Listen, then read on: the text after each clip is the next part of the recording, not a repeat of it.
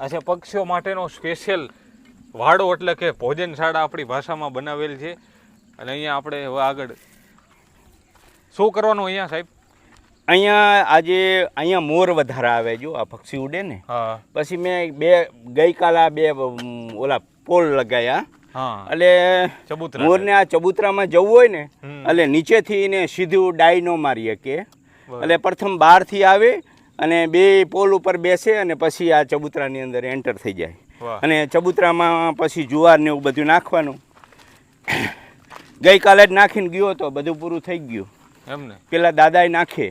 હા. જો આ ચબૂતરો લગાવ્યો છે. આ ચબૂતરામાં અહીંયાથી પોલ ઉપરથી આવે અને મોર સીધો અહીંયા બેસી જાય અને આની અંદર જમી લે. અહીંયા લગભગ મોર 50ની સંખ્યામાં છે. 50 મોર? હા, 50 મોર છે. મેં જોયા. તો પછી હું પેલા લૂજ નાખતો હતો અહીંયા કણે, બોટલ ટીંગાડી હતી. એટલે પ્રશ્ન શું થતો હતો કે બીજા જે ભૂંડ ને એવી જે જનાવર છે ને એ નુકસાન બહુ કરતા હતા.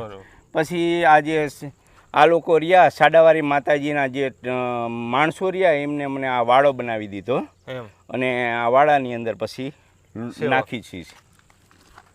બધું ઓછું થઈ ગયું. જો 4 બોટલ તો તરત થઈ ગયા. ગઈકાલ નાખીને ગયો તો.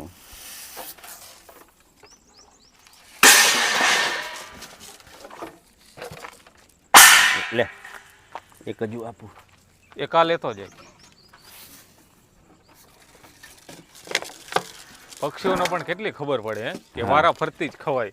હા, વારા ફરતી જ ખવાય. હે, એક વાત એક જાણવા જેવી છે કે અહીંયા 15 જેવી બોટલ સાહેબે બાંધી છે, પણ 3 ખાલી થઈ પેલા એક સાથે. એટલે પક્ષીઓને પણ એટલી ખબર પડે કે એક પૂરી કરીને પછી બીજામાં.